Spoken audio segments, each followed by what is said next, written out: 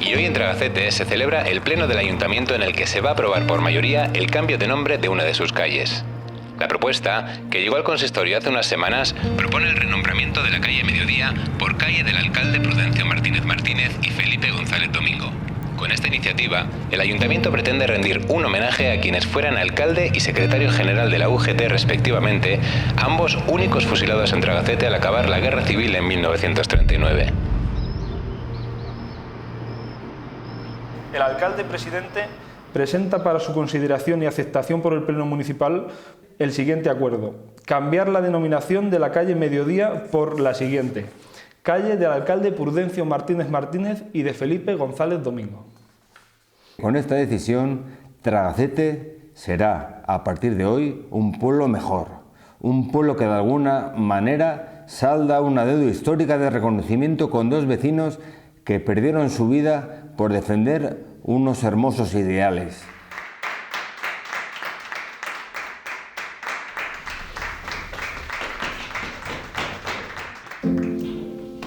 Me llamo Pablo Ángel Valera Martínez, soy el nieto de Prudencio y sobrino nieto de Felipe. Mi abuelo nace en 1900 y tiene una vida muy normal, muy humilde, viviendo en Tragacete, pues tiene huerta, tiene algún animal. En las elecciones del 36 sale elegido alcalde por el Frente Popular, que eran los socialistas. Me llamo Emiliano González. Mi padre se llamaba Felipe González, de Tragacete, Cuenca, y era una persona extraordinaria, y la querían en todos los sitios. Y montó el sindicato de UGT. Cuando lo asesinaron, éramos nosotros, yo tenía 4 años. Mi padre se debió de marchar a Francia, y allí conocí a mi madre y se casaron. Nosotros hemos nacido en Francia, en París, y mis padres vinieron de vacaciones, estalló la guerra, y ellos pues no volvieron porque se quedaron a defender lo que pensaban que era justo, y que era la verdad, y que era... Y mira, y para perder la vida. Durante toda la guerra, mi abuelo Prudencio fue alcalde de Tragacete, tenía una corporación que le ayudaban, y él era labrador, no tenía estudio, no tenía nada, ¿no? Pero tuvo que lidiar con una situación muy crítica, porque estaba la frontera, digamos, con el Frente Nacional, el Frente Rojo, que era el Tajo, que era una frontera natural, que era como el muro de Berlín. Era un queso gruyer, que había injerencias de los dos bandos, se cruzaban del bando nacional a bando rojo y viceversa, y es una zona de frente, ¿no?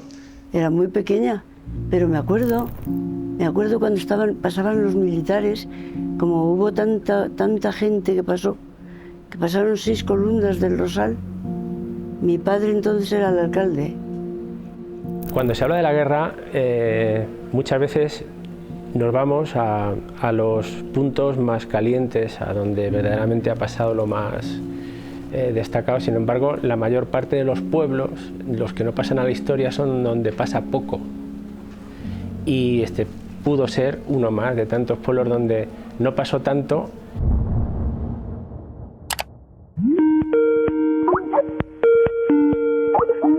Por supuesto que había pueblos donde no moría nadie.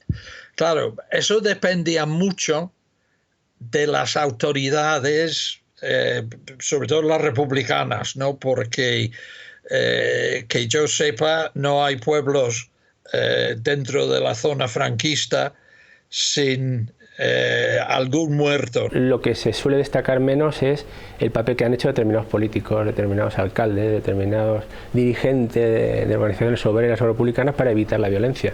Yo creo que en general eso se debía al hecho de que las autoridades municipales republicanas hacían todo lo posible para impedirlos, ¿no? Le tocó bregar con el día a día del pueblo, que era un pueblo complicado, era un pueblo de muchos habitantes, con muchos militares, con mucha gente nueva, digamos, con mucha inmigración, entre comillas, diríamos hoy en día. La guerra fue desde el 36 hasta el 39, que fueron casi 3 años. Y había que vivir 3 años en conflicto, y había que manejar el día a día, y que todo el mundo tuviera comida, que hubiera escuelas, que bombardeaban el pueblo, etc. Hoy en día muchos alcaldes, por menos tonterías, duran menos.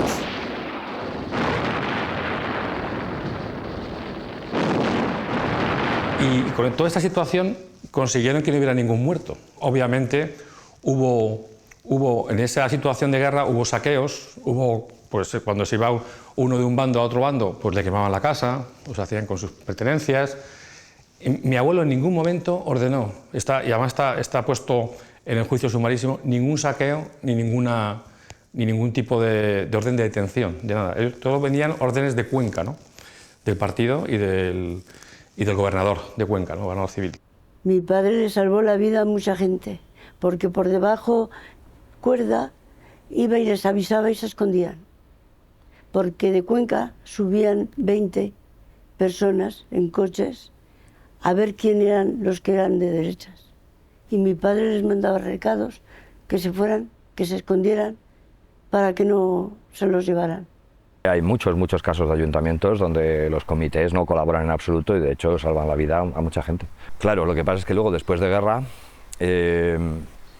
todo esto daba igual, ¿no? Porque al final se presuponía que si había sido alcalde, pues que había colaborado con la Columna del Rosal y nadie iba a investigar nada, ¿eh? Cuando se habla de violencia, lo normal es destacar aquellos casos más exagerados. Y lo anormal es que todos los otros casos, que probablemente cuantitativamente son más, pues no son lo que está en el foco. Quizás si hiciéramos un balance cuantitativo de pueblos que hay poca violencia y donde se salvan a mucha gente, precisamente son más esos que el resto, pero eso no es lo noticiable es lo contrario.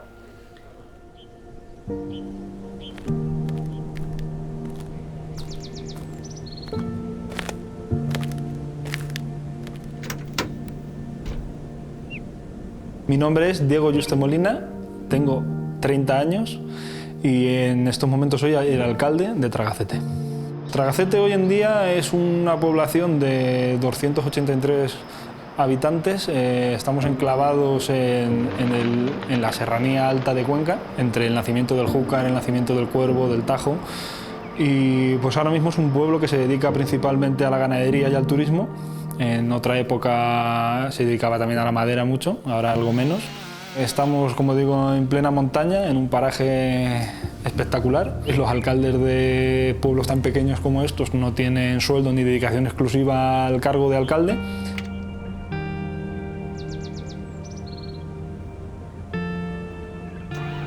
Trabajo es en Los Pinos, tengo una máquina de arrastrar y arrastro pinos, que casualmente hago el mismo trabajo que hacía un bisabuelo mío hace 80 años.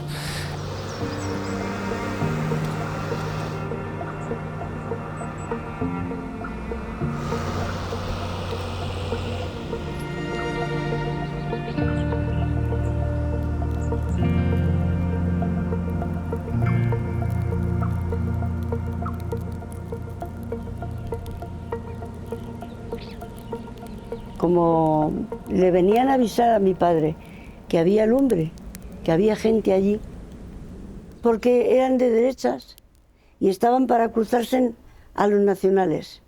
Y hacía tanto frío que echaron lumbre y como desde el pueblo vieron que había lumbre allí, que se veían llamas, pues dice que tenía que subir. Mi padre dijo, subir vosotros que yo no subo. Yo no subo.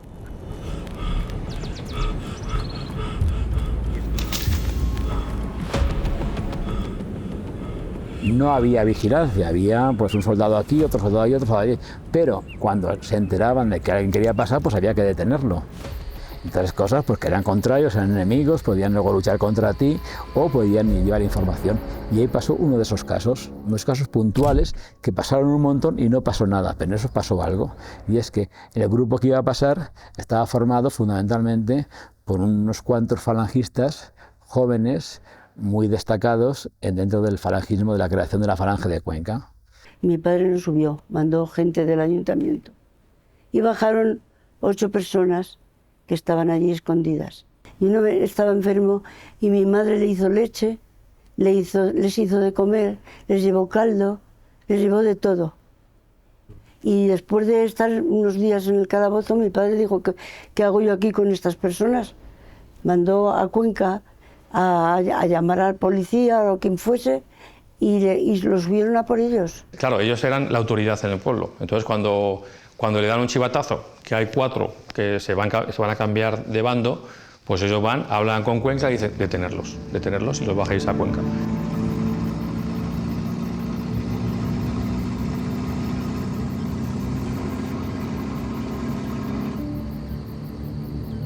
Y los bajan y quedan en Uña, en mitad del camino de Cuenca y Tragacete, para dárselos a comisarios políticos y autoridades de Cuenca de la República. Y cuando subieron de Cuenca a por ellos, en mitad del camino los mataron. Y culpaban a mi padre de que los había matado también.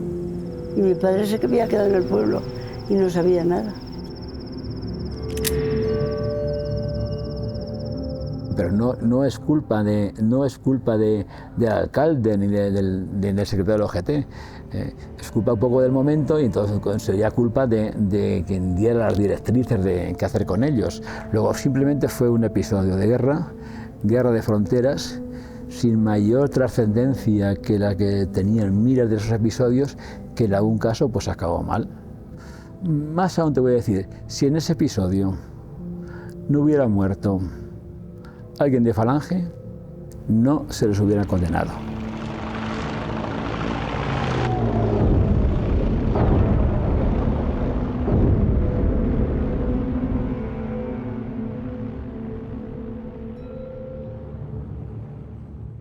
Cuenca capital, cuando se define como ciudad ya por fin de retaguardia, es a finales del 36, principios del 37. Se decide y se ve que lo importante no es fortificar los alrededores de Cuenca, sino que lo importante es fortificar la propia ciudad para la gente, para las personas. No hay batallas propiamente dichas, pero sí que hay mucho ambiente bélico, porque hay mucho movimiento de tropas que pasan de frente a frente y gente que viene a la retaguardia por tema de descansos o permisos, y también tema de refugiados, gente que afines a la República o de zonas que se tienen que evacuar porque hay zonas conflictivas con bombardeos, pues vienen a Cuenca y son recogidas.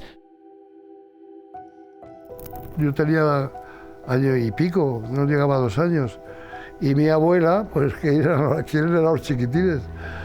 Mi abuela se quedó conmigo y mi madre con mis hermanos más mayores que yo, pero eran los pequeños también.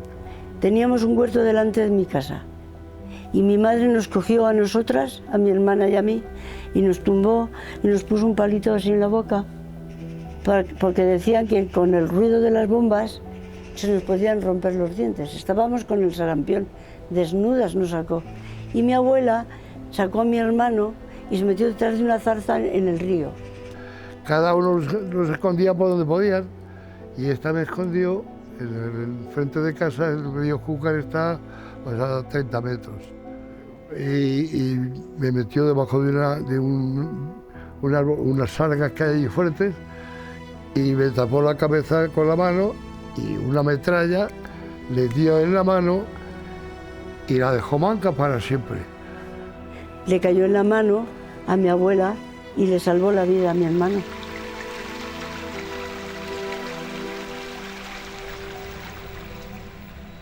No solo se bombardeó este pueblo, se bombardeó Cuenca, la ciudad de Cuenca, porque la provincia en general era un enclave estratégico entre Valencia y Madrid. La provincia de Cuenca hizo un esfuerzo ciclópeo, titánico, para defender la República, y estoy hablando de producción de textiles, de reparación de vehículos, de talleres, estoy hablando de producción agrícola. El bombardear Cuenca, que si hubiera sido tomada por los sublevados, hubiera sido una importante cuña de penetración, porque hubiera sido atacado Madrid desde otras zonas y probablemente hubiera sido quizás un elemento desencadenante de terminar la guerra antes, Pues si además te sumamos que el frente estaba a pocos kilómetros de aquí, el bombardear Tragacete, bombardear Cuenca, bombardear otras localidades, pues era digamos, un factor estratégico.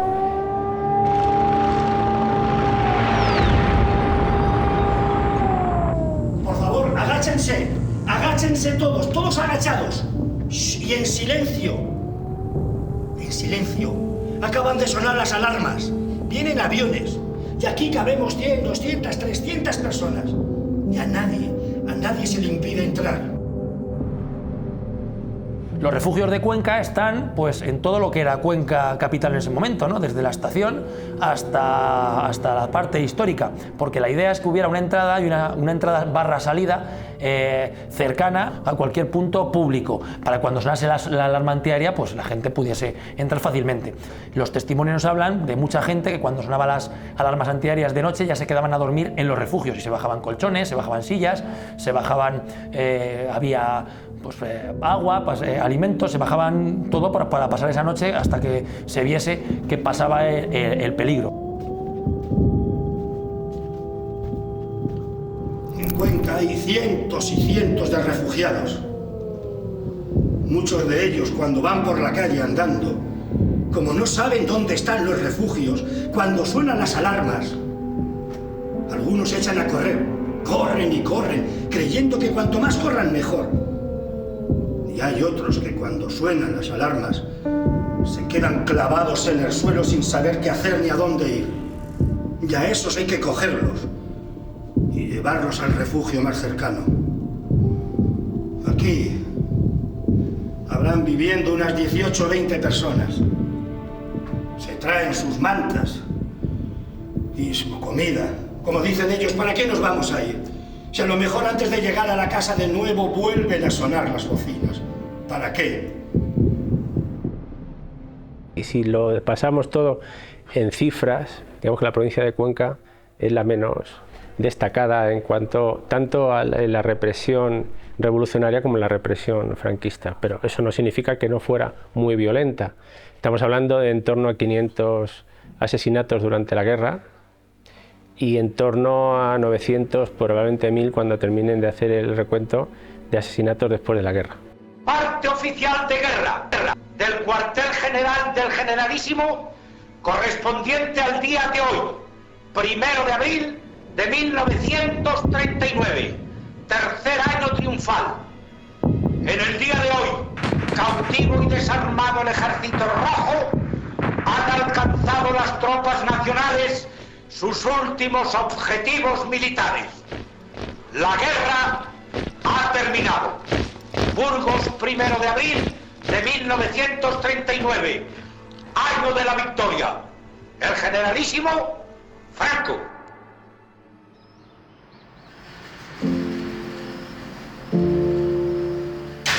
En abril detuvieron a mi abuelo Prudencio y lo subieron al castillo de Cuenca, que era la cárcel que tenía el régimen en ese momento. Y a mi abuelo lo fusilan en la tapia del cementerio el 18 de julio y a Felipe creo que es el 21 de diciembre.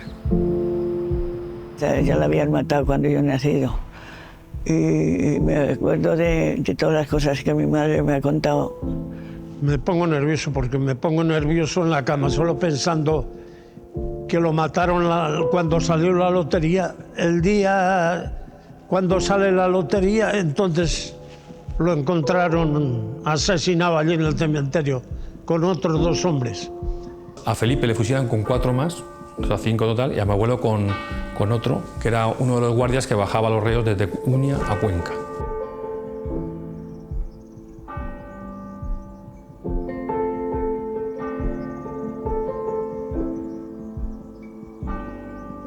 Mi padre le llegó el indulto.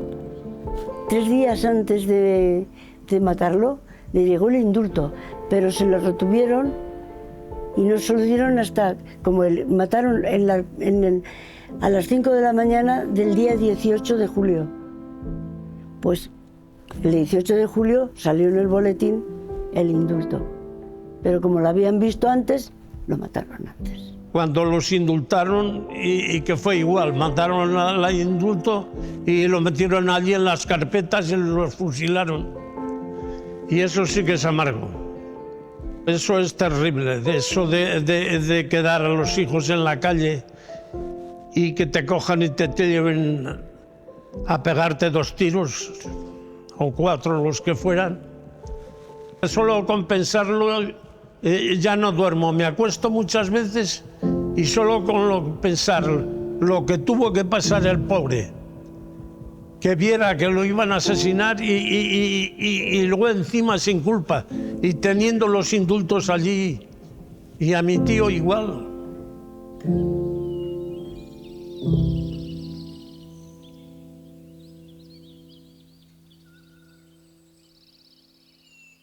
Había 2 zonas en la tapia, uno que es para los que tenían más creencia religiosa y otros para los que no tenían ninguna creencia religiosa. Entonces creo que a mi abuelo, que creía un poquito, lo fusilan al principio de la tapia y un poquito más adelante a Felipe, ¿no?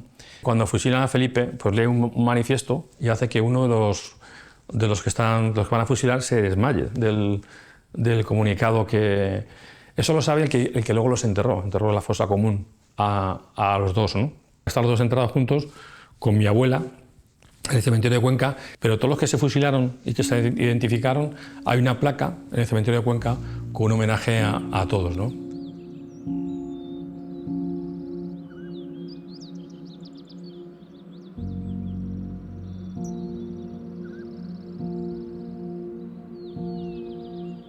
Lo que era bastante corriente era robar a la familia todo lo suyo.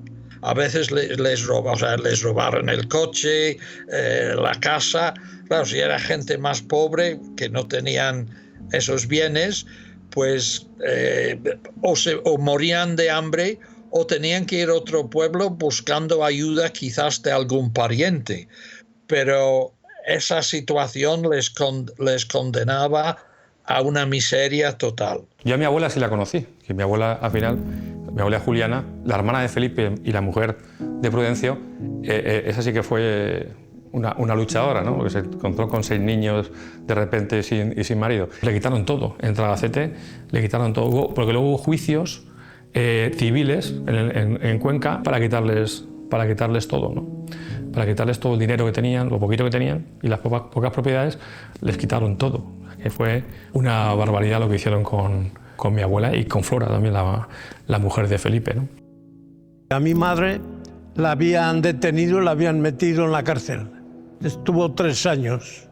Era un trauma muy grande porque ella en la cárcel y 2 hijos que tenían solos en Cuenca, sin saber si lo habían cogido o no los habían cogido. Nos quedamos jugando, mi hermano y yo en la calle, y claro, pues vino Catalina y nos recogió. ¿Dónde está tu madre? Se ha ido a ver a mi padre, no ha venido. Subió y estaba dentro. Y 3 años. Tú imagínate, sacándonos adelante, pues claro, tenían que hacer de todo. Tenían que trabajar de pequeñitos, tenían que limpiar, tenían que... Y una situación de pobreza absoluta y pues se puso su capa de superhéroe y sacó esa familia y la sacó bien, y la sacó muy bien. Con lo cual, yo es que mi abuela me parece que no tengo palabras para definirla, ¿no? Mi madre tenía la capacidad suficiente de endulzar todo lo que había pasado. Y hemos sido tan felices con ella porque al principio todo era una desgracia. Aquella desgracia no había quien la pudiera soportar. No hablábamos mucho, era algo que no le gustaba. No le gustaba hablar porque se ponía de mal humor.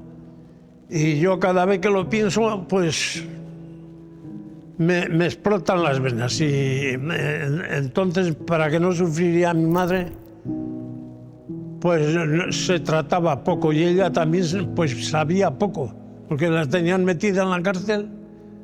Era una mujer extraordinaria. Mi madre me decía que no hiciera política jamás, nunca, ninguna de sus hijos ni de sus nietos, porque para ella sería lo peor que le podría pasar. Yo no me entero muchas cosas. Mis hermanas la han sufrido más y por supuesto quien ha sufrido ha sido pues mi madre. Eso hace que sea, como bien dicen mis tíos, una familia muy unida, ¿no? Les une mucho, les une todo el sufrimiento que han tenido, porque mi abuela vivía, ella sola, cuando matan a su marido, mi abuela Julia, vivía en la calle de San Francisco, en una especie de hoyo, con 6 niños, y vendiendo serrín para poder comer. O sea, eran muy pobres. Con lo cual, es una historia de superación y de crecimiento alucinante, ¿no?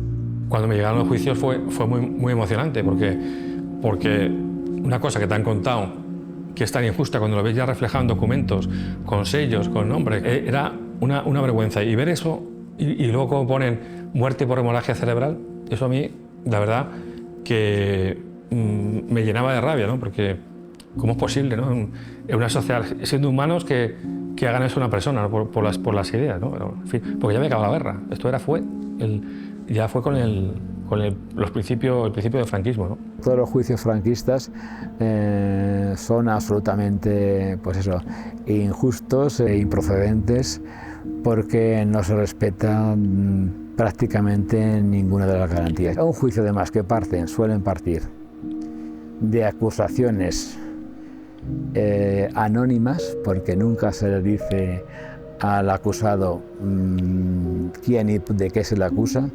Es un juicio inquisitorial. Las características de los juicios sumarísimos eran que, primero, hacían un proceso a mucha gente a la vez. Igual, o sea, podrían ser 30 o 60 o 90. Con lo cual, claro, les acusaban de una cosa que, claro, era imposible que todos fuesen culpables del crimen de que les fueron acusados.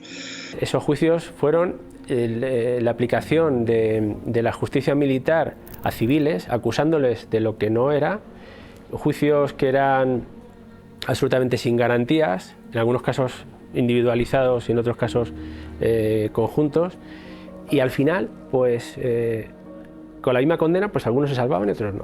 Todos fueron, digamos, muertos inocentes porque a nadie tuvo un juicio justo. En general, o no les dejaban representación legal, o de hacerlo, les daban un jurídico militar de bajo rango, igual un teniente, cuando el fiscal era coronel y el juez coronel o incluso general de brigada.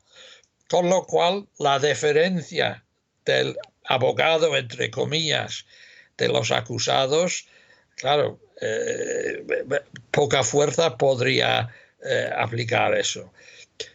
En general, no les daban tiempo para preparar su defensa, y aunque hubieran tenido tiempo para preparar su defensa, tampoco les dejaban hablar, con lo cual daba igual. O sea, había muchos casos en que un juicio duraba cuestión de minutos. Se mató a muchísima gente que no había hecho nada, a mucha. Mirta Núñez lo llamó, yo creo que con acierto, en los años 90 les llamó muertes consortes. Es decir, yo no te encuentro a ti, pues mato a tu hermano, a tu tío, a tu primo, a tu padre. Le preocupaba poco a la Nueva España que tú tuvieras las manos manchadas de sangre, ¿no? De hecho, mucha gente se quedó precisamente porque no tenía las manos manchadas de sangre. El primer alcalde fascista, cuando va al juicio sumarísimo, lo que dice en el juicio es que dice, era un tío, era buena persona. Dice, lo único que se le puede achacar que era de izquierdas, lo que le echaba en cara era solo eso, y que se había portado muy bien a los dos. Con lo cual, ¿el por qué lo fusilaron? Porque el juicio fue una vergüenza. El plan de masacre viene desde el minuto cero del partido. Entonces, cuando llegas a zonas de retaguardia, como es toda la provincia de Cuenca, el caso de Tragacete, el mismo de Tarancón, asociar una represión con otra, yo creo que es un error de bulto. Para entender esta cuestión de la represión, hay que saber que lo que le interesaba a Franco no era ganar la guerra rápidamente, sino hacer lo que él consideraba una purificación de España, una purga. Como él decía al embajador italiano, quiero conquistar España centímetro por centímetro. Y explicaba que eso así podría matar más republicanos o eliminar más republicanos. Esa conciencia de la izquierda es una conciencia de asunción del San Benito de los unos mataron porque los otros mataron también. Eso no resiste análisis. Hay demasiados casos en los que no es así y no resiste, no hay una relación necesaria entre lo que pasó en el 36 y lo que no, porque si no, ¿por qué tenemos tantos pueblos donde no murió nadie en el 36, pero luego sí que murió gente en el 39? Franco tenía una política de terror, de exterminación, llevaba una guerra de exterminio. Y entonces eso suponía lo que se podría llamar una inversión en el terror. Y esa inversión en el terror tenía un impacto tremendo sobre los que sobrevivían. Cuando ves todas estas injusticias y ves que aquí en España no se puede hablar de ese tema porque rápidamente te atacan y te dicen de todo, pues te da rabia, ¿no? Y quieres por lo menos decir, por lo menos que en mi pueblo hagan un homenaje a mi abuelo y a mi tío abuelo, que fueron los únicos, mi abuelo, el alcalde elegido democráticamente, y mi tío abuelo, secretario general de UGT, que luchó por unos ideales para sus hijos, no hizo nada malo.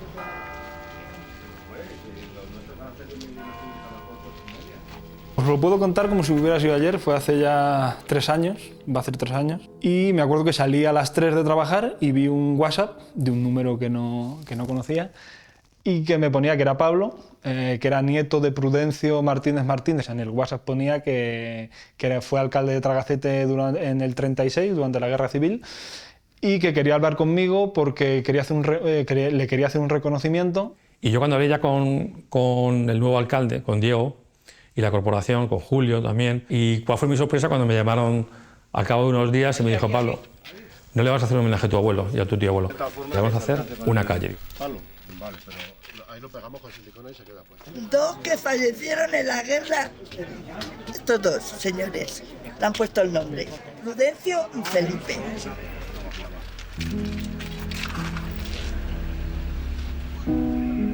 Prudencio y Felipe son 2 ejemplos que dieron lo mejor de sí mismos por mantener un ideal, un pueblo tranquilo y en paz dentro de lo que es la paz de la guerra, es muy difícil.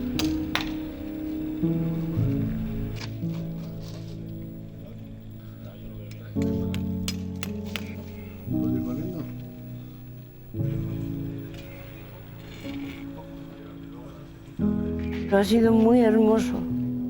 Se lo merecían los 2. Se merecían lo que le han hecho. Se merecía tener una calle.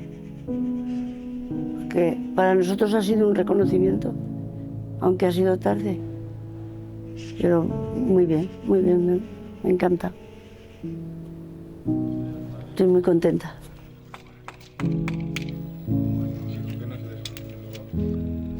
Se siente una emoción grande, por lo menos si hay algo por algún sitio que nos puedan recordar, que no los hemos olvidado nunca, a nuestros seres queridos. Con la celebración de este acto, estamos rindiendo un sentido homenaje y reconocimiento a 2 personas que fueron representación genuina de todos aquellos hombres y mujeres que han trabajado por el bien y el progreso de nuestro querido pueblo de Tragacete. El pasado día 1 de abril se cumplieron 80 años desde el final de la Guerra Civil Española. Este aniversario se convierte en una magnífica oportunidad para que en Tragacete se reconozca a sus represaliados y se dé a conocer su contribución en nuestra historia a los actuales vecinos de nuestro municipio.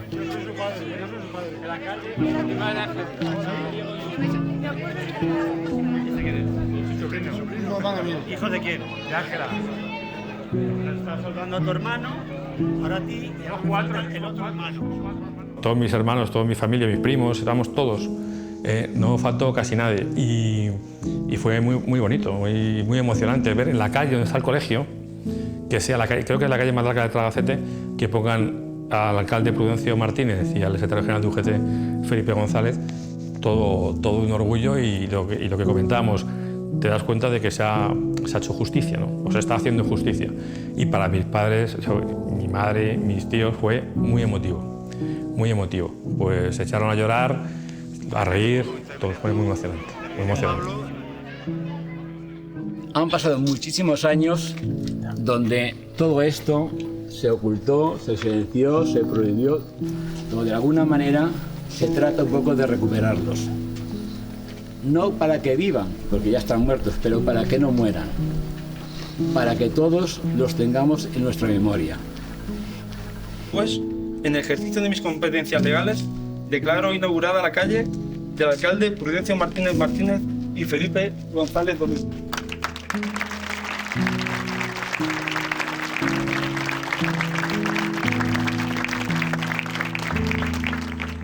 Yo no sabía que iba a venir tanta gente, que había tanta familia, porque al fin y al cabo es una familia que tuvo que abandonar Tragacete. El vínculo lo tenían, pero no tenían una casa donde venir, una casa donde vivir. Llevaba 22 años sin subir y no sabía dónde estaba, no conocía el pueblo. Pero, ¿qué pasa? ¿Dónde está mi casa? Mucha emoción, mucha emoción, mucha emoción. Para mí ha sido muy importante. Y cuando vi lo que habían hecho... Que entraba por muchos sitios, yo ahora entraré siempre por mi calle, claro, porque es allá mi calle. Me ha gustado mucho. Si hubieran hecho antes un reconocimiento y hubiera venido, no por parte nuestra, que lo hemos movido, sino por alguien que tenía la obligación, pues a lo mejor hubiera estado muy agradecido. Son dos vecinos del pueblo que eran del pueblo, murieron en las circunstancias que murieron. No debió ser así. Y bueno, veo bien que se les ponga una calle. Que la familia pues tenga un recuerdo de este pueblo también, ¿no? Pues yo creo que para la familia fue un bálsamo que cerró heridas. Yo creo que no se esperaban que fuera a pasar lo que pasó, de poner el nombre a una calle. Yo creo que pensaron en Prudencio, de que Prudencio, allá donde esté, puede ahora descansar tranquilo y saber que en su pueblo, al que él dedicó parte de su vida, supongo para hacer un pueblo mejor como yo estoy intentando ahora, pues para él y para la familia pues algo importante y de paz después de todos estos 80 años.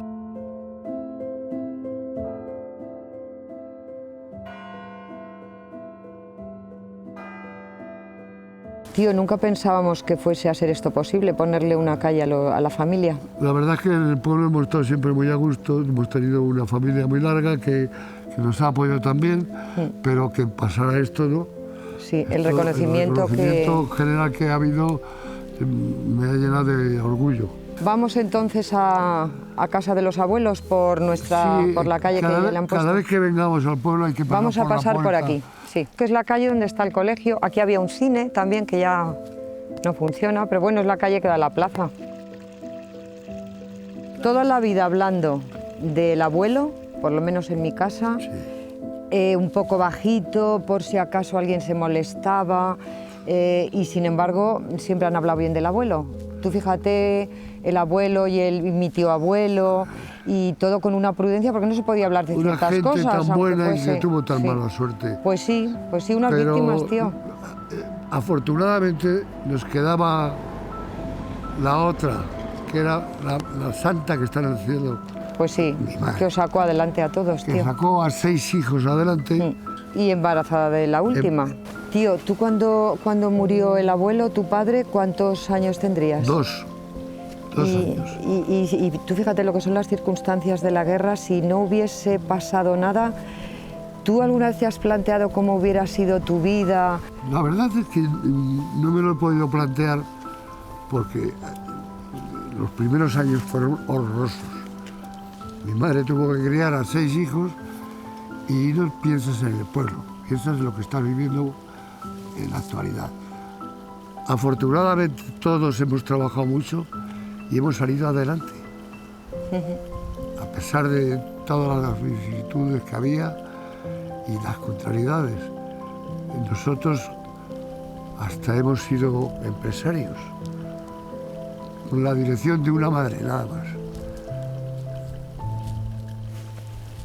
La herida no se ha cerrado. Ha habido 40 años con víctimas vivas que no han podido sacar a sus muertos de las cunetas, que han pasado por calles donde han visto a los asesinos de sus familias con calles puestas. Los descendientes de los vencedores, que ellos prefieren el olvido, porque así no tienen problemas de conciencia, ya que los franquistas ganaron la guerra. Ellos celebraron las personas asesinadas, la memoria de ellos, los familiares podían darles un entierro digno, podrían llorarles. Muchas veces sus nombres se ponían en la pared de la iglesia local o de la catedral, etc. Eso a las familias republicanas no fue posible hasta ya bastante entrado en el siglo presente. ¿Cómo es posible que estas víctimas, todavía vivas, ¿no?, seguían todavía con ese miedo interno a no destapar ese tema, a que nos mantuviéramos un poco tranquilos? He topado, no por culpa de sus descendientes, sino por culpa un poco de la historia, digámoslo así, incluso con mayúsculas, con el silencio. El miedo a la historia reciente en España está todavía por superar. Si cuesta mucho, muchísimo, desenterrar personas, cuesta mucho más desenterrar historias. Para contar los muertos hay que saber los nombres. Y hay mucha gente que muere fuera de su pueblo, no tienen papeles de identificación, etcétera, etcétera. Y luego hay tumbas masivas en que se echan cuerpos. O sea, que es complicado, ¿no? Realmente era solamente en este siglo actual, en el siglo XXI, a partir del año 2000, que se empieza realmente la búsqueda seria de las víctimas, una cosa que emprende los nietos, ¿no?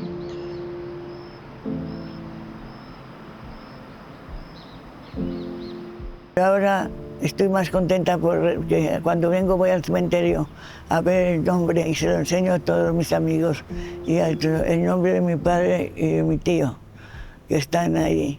Y me conformo con eso porque por lo menos ya reconozco que ha merecido la pena todo. Para que veas cómo ellos no han buscado nunca una venganza, sino una justicia.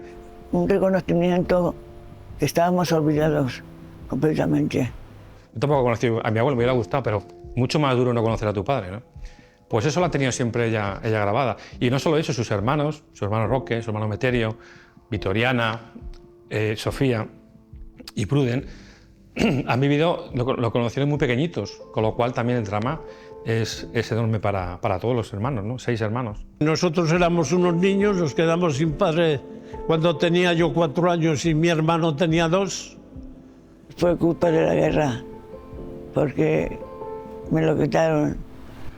Me ha faltado eso, tenerlo a él. Hay como una especie de olvido. A la guerra civil se menciona mucho, pero lo que pasó después de la guerra civil, los 10 primeros años, eso está en el olvido. Esa represión dura que hubo, pues no se habla. Entonces para mí es también una forma de que mis hijos y para mis primos igual, sus hijos, vean lo que pasó, ¿no? Y para volver a repetirlo, ¿no? Y yo creo que es muy importante que, pensando en una futura convivencia dentro de una sociedad, que haya memoria histórica y que se puedan resolver estos problemas, ¿no? Y permitir a los familiares saber dónde están sus seres queridos. Es asombroso. Lo que ha pasado aquí, no reconocer nada, que hayan muerto en sus camas la mayoría de los asesinos, que han muerto todos sin haber pagado nada. En fin, esperemos que no vuelva a ocurrir nunca más una cosa semejante. Para mí es honrar a mis muertos, ¿no? A mi abuelo y sobre todo a mi madre, que está muerta hace poco, pero era víctima, una víctima directa de esta represión franquista de los 10 primeros años. Para mí era un homenaje a mi madre. Es honrar a mi madre, a sus hermanos, que no pudieron disfrutar de su padre y de su tío. Lo que la gente suele decir es ¿por qué remover el pasado? A ver, no es remover el pasado, porque es simplemente reconocer un poco la labor, en este caso de Prudencio, quién fue Prudencio, qué hizo por el pueblo y cuál fue su final. Solo se está dando un reconocimiento a una persona que fue alcalde y murió por ser alcalde. A mí me hubiera gustado crecer con mi padre. Eso es lo que tenemos que pensar, que nos han quitado lo más valioso que hay, el apoyo de un padre a unos hijos. El que hoy en día se recupere de una manera, por lo menos, aunque sea solamente simbólica, su memoria me parece extraordinario, porque los anteriores vivieron su vida, pero creo que a estos les corresponde vivir su muerte.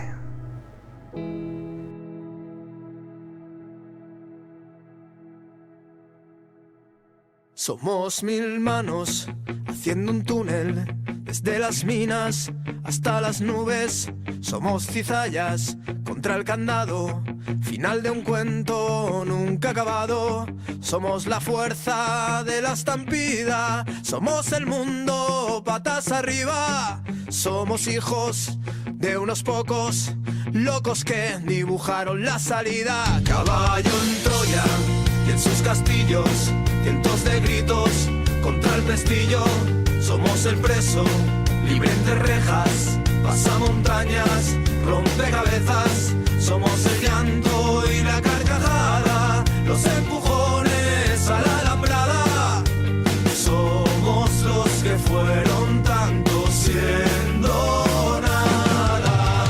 Y en ese pozo de ley y de orden, de sucias sombras, de servidumbre, pasa que ustedes nos odian, pasa que ustedes nos odian porque somos los hijos de los versos, de los